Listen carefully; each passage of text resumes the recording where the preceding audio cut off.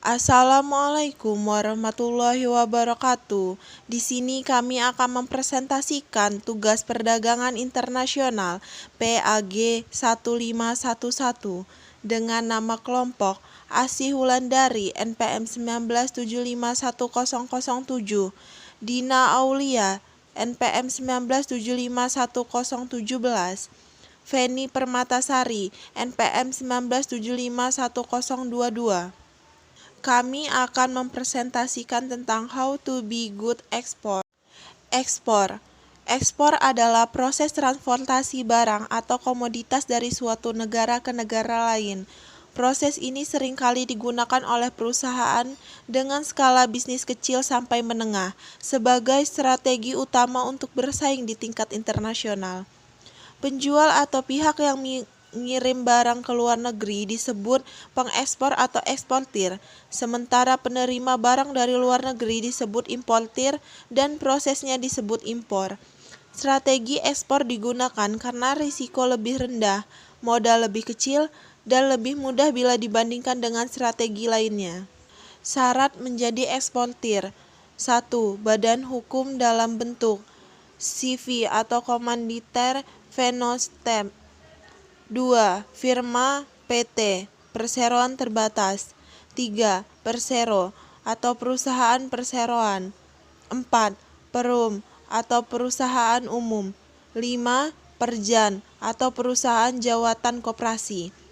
Kedua, memiliki NPWP atau nomor pokok wajib pajak.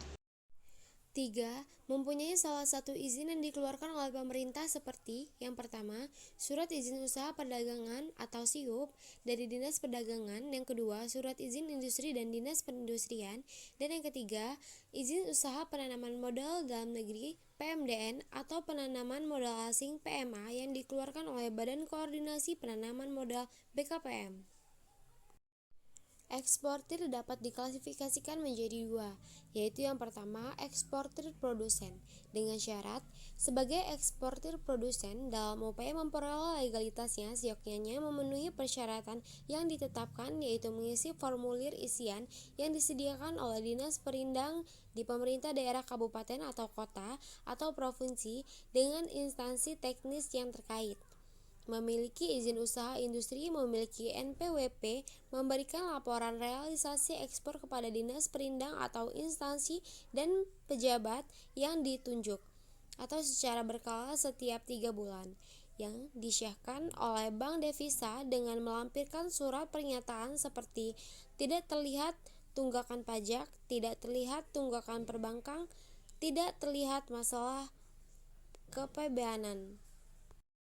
Dan yang kedua, eksportir bukan produsen, dengan syarat sebagai eksportir bukan produsen untuk memperoleh legalitas seyogyanya memenuhi persyaratan yang ditetapkan, yaitu mengisi formulir isian yang disediakan oleh Dinas Perindang di pemerintah daerah kabupaten atau kota atau provinsi dan instansi teknis yang terkait, memiliki surat izin usaha perdagangan, memiliki NPWP, memberikan laporan realisasi ekspor kepada Dinas Perindang atau instansi atau pejabat yang ditunjuk atau setiap 3 bulan, yang disyahkan oleh Bank Devisa dengan melampirkan surat pernyataan seperti tidak terlibat tunggakan pajak, tidak terlibat tunggakan perbankan, dan tidak terlibat masalah kepabeanan.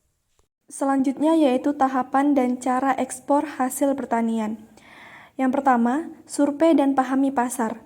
Melakukan survei pasar untuk mengetahui produk apa saja yang biasanya diekspor, jenis produk apa saja yang dibutuhkan pasar luar negeri, dan apakah produk tersebut dilarang impor oleh negara tujuan. Peluang petani Indonesia masih besar untuk menjual produknya ke luar negeri, karena masih banyak pertanian untuk produk pertanian seperti rempah-rempah, sayur-sayuran, karet, kakao, dan lain-lain masih cukup tinggi.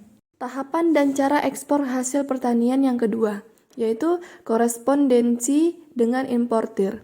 Untuk mendapatkan pembeli, Anda perlu melakukan korespondensi dengan importir dan menawarkan produk yang akan dijual beserta detail produk agar pembeli tertarik.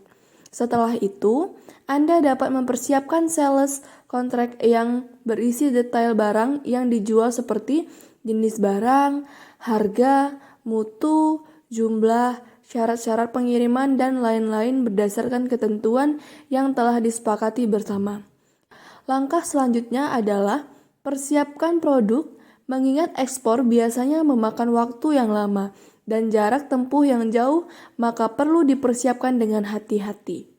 Hal-hal yang perlu diperhatikan ialah ketahanan produk, pemilihan bahan kemasan, tata cara pengemasan, penempatan produk, dan pilihan mode transportasi. Tujuannya adalah agar produk pertanian tidak busuk dan tak layak jual karena kesalahan pada persiapan produk saat pengiriman. Pastikan pula kualitas produk yang akan diekspor memiliki kualitas terbaik sesuai dengan permintaan. Yang keempat yaitu mempersiapkan dokumen. Setelah produk selesai dikemas dengan baik dan mode transportasi dipilih, maka langkah selanjutnya adalah mempersiapkan kelengkapan dokumen-dokumen yang dibutuhkan, yaitu dokumen pemberitahuan barang ekspor yang meliputi yang pertama ada data eksportir, yang kedua ada data penerima barang, yang ketiga ada sarana pengangkut atau mode transportasi pengangkut, yang keempat ada negara tujuan, yang kelima ada detail barang yang dikirim seperti jumlah dan jenis barang, yang keenam ada melakukan stuffing barang menggunakan mode transportasi yang dipilih setelah produk diangkut.